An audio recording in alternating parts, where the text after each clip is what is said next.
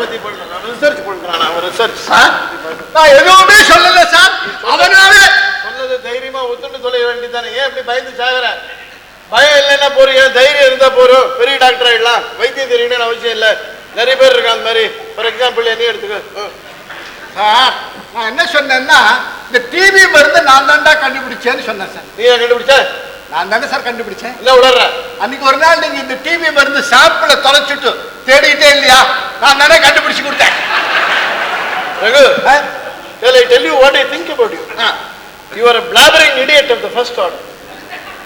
நல்ல வேளை அவனுக்கு இங்கிலீஷ் தெரியாது. உனக்கு வயசான அப்புறம் உன் கண் பார்வை மங்கி போகலாம், உன் காது கேட்காம போகலாம், உன் கை கால் ஆடி போகலாம். ஆனா உன் பிரெயின் இருக்க மூளை அது மட்டும் என்னைக்கு இப்படியே இருக்குங்க. Thanks sir. ஏன் sir? Because you have never used it.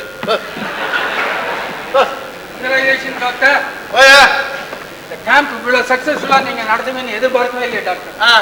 In fact உங்க டிவி மருந்துல எனக்கு நம்பிக்கை இல்லை. இன்ஃபேக்ட் எனக்கு நான் கேம்ப் எல்லாம் முடிஞ்சு போச்சு, இப்போ என்ன பண்ண போறீங்க? உன்னிலையா கடைசியா ஒரு ஃபைனல் செக்அப் அதுக்காக வந்தேன் சார். இன்னைக்கு தான் இந்த கேம்ப் கடைசி நாள் சொன்னீங்க, அதனால தான் அவரை கூப்பிட்டு வந்தேன். எனக்கு இனிமே பொழுதே போகாது. பொழுது போல ஒண்ணு பண்ணுங்க, ஒரு அடல்ட் எஜுகேஷன் கேம்ப் ஒண்ணு ஆரம்பிங்க. அதாவது நிறைய வயசாயிட்டு எழுத படிக்க தெரியாம இருக்கானே அவனுக்கெல்லாம் எழுத படிக்க கத்து கொடுங்க.